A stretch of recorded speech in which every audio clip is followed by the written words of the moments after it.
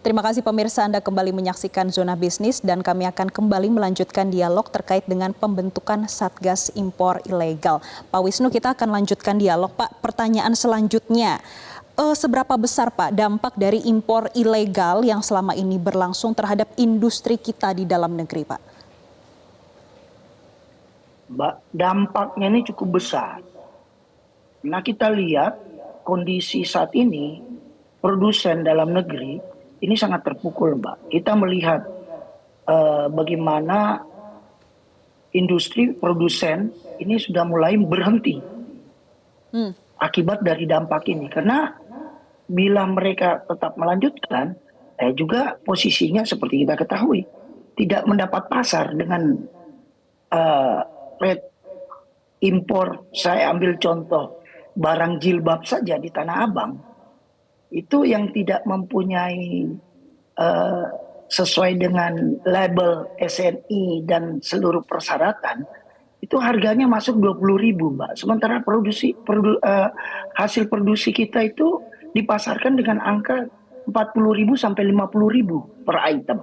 Nah, di sini kan sudah jelas tidak akan mendapatkan pasar produksi dalam negeri kita ini, Mbak. Jadi sudah sampai hari ini ada beberapa teman-teman kami yang sudah datang ke Kadin menyampaikan sebagian besar khususnya di tekstil ini akan terancam tutup dan yang jelas PHK akan terjadi. Oleh karena itu gerakan gelombang aksi yang dilakukan yang kita lihat beberapa waktu belakangan ini itu cukup besar, Mbak. Nah, itu membuktikan bahwa ini kondisinya sangat serius. Oleh karena itu pemerintah sangat peka mengambil tindakan, salah satunya adalah membentuk Satgas Impor Ilegal. Demikian, Mbak. Pak Wisnu, berarti produksi di dalam negeri kita tidak mendapatkan pasar karena yang dari luar negeri justru lebih murah, begitu Pak. Pak, tadi sempat menyinggung ada 7 terutama fokus dari nanti Satgas Impor Ilegal ini. Tapi kalau kita ingat Pak, ada Permendak 8 tahun 2024 dan 7 komoditas itu mendapatkan relaksasi dari Permendak ini Pak.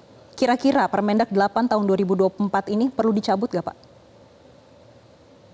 Permendak 8 itu kan penyempurnaan dari Permendak 36, Pak. Dan pemerintah ini kalau kita melihat dari Permendak 36, perubahan di mana pemerintah coba menyesuaikan atas masukan dan kebutuhan daripada kondisi yang ada. Permendak 36 aja sudah 3 kali mendapatkan perubahan revisi. Revisi pertama itu di tanggal 5 Maret 2024. Revisi kedua 29 April. Revisi ketiga 17 Mei 2024. Jadi revisinya ini udah 3 kali dari Permendak 36, Permendak 324, Permendak 7, Permendak 8. Nah, Permendak 8 ini kan melonggarkan aturan impor untuk 7 kelompok barang. Yaitu tadi yang saya sebutkan.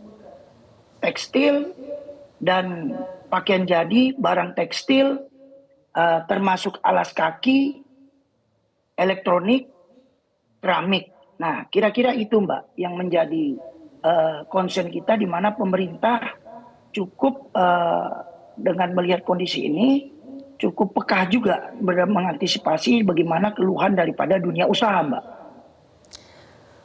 Pak, penerapan bea masuk tindak pengamanan dan juga bea masuk anti dumping cukup nggak Pak? Atau perlu ada upaya lain? Cukup. Saja, Pak. Nah, ya upaya lainnya ini yang kita lakukan tadi ini adalah Satgas. Tapi yang dengan menyangkut anti dumping, bea masuk anti dumping dan bea masuk pengamanan itu yang memang menjadi yang kita gunakan, pemerintah gunakan saat ini. Oke, baik. Kita akan nantikan ya Pak pembentukan dari pemerintah dan juga bagaimana dunia usaha nanti terkait dengan Satgas Impor Ilegal yang katanya akan pekan ini ya Pak. Kami akan nantikan bersama. Terima kasih Wakil Ketua Umum Asosiasi. Sedikit, bagaimana Pak? Pekan ini Mbak, sedikit saya pekan ini memang ada beberapa juga yang menjadi masukan daripada pelaku usaha yang terkait ini adalah menyangkut HS Code-nya. Nah, ini HS Code juga pemerintah lagi coba memilah kembali karena ada beberapa contohnya di sektor keramik, antara keramik dengan porselin kan itu satu hal yang Oke. berbeda. Nah, ini Baik, di pemerintah pekan juga ini ya Pak coba untuk pembentukannya dan merevisi saat ini sedikit. pemerintah juga masih menggodok terkait dengan Satgas Impor Ilegal. Terima kasih Wakil Ketua Umum Asosiasi dan Himpunan Kadin Indonesia, Bapak Wisnu WP Talolo sudah bergabung bersama kami di Zona Bisnis Metro TV. Jelajahi cara baru mendapatkan informasi. Download Metro TV Extend sekarang.